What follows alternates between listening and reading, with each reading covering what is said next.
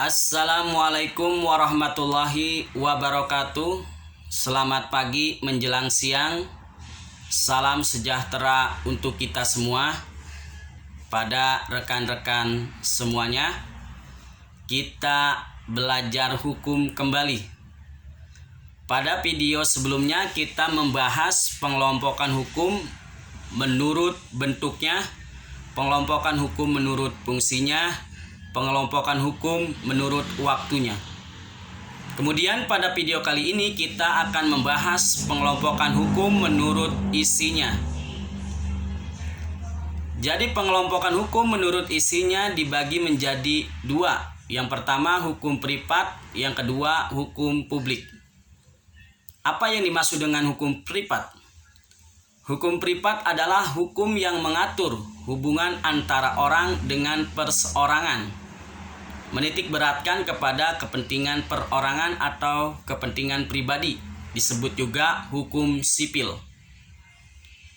Contoh daripada hukum privat adalah hukum dagang dan hukum perdata. Hukum dagang mengatur tentang penjual dan pembeli, hukum privat mengatur tentang orang dengan orang, ataupun orang dengan badan hukum, ataupun badan hukum dengan badan hukum. Jadi menitik beratkan kepada kepentingan pribadi atau perseorangan. Lalu apa yang dimaksud dengan hukum publik? Hukum publik adalah hukum yang mengatur hubungan antara negara dengan alat kelengkapan negara, atau hubungan yang mengatur antara negara dengan warga negaranya. Contoh daripada hukum publik adalah hukum pidana, hukum tata negara, dan hukum administrasi negara.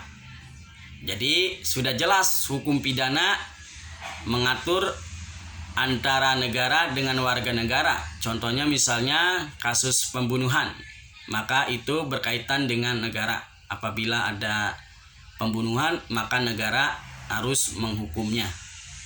Kemudian hukum tata negara. Hukum tata negara itu mengatur tentang kenegaraan.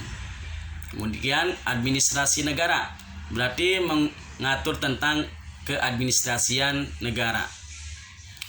Jadi untuk lebih rinci lagi, untuk lebih khusus lagi, apa yang dimaksud dengan hukum pidana, hukum tata negara, hukum administrasi negara, hukum dagang, dan hukum perdata, nanti kita bahas pada video selanjutnya secara khusus mengenai hukum-hukum tersebut.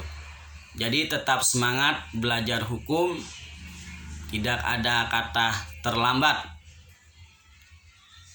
Bagi yang mau mendukung channel ini, tinggal di subscribe dan share kepada teman-temannya jika bermanfaat.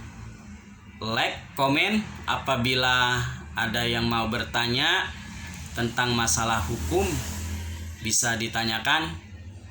Pokoknya tetap semangat belajar hukumnya. Saya tutup dengan Assalamualaikum warahmatullahi wabarakatuh.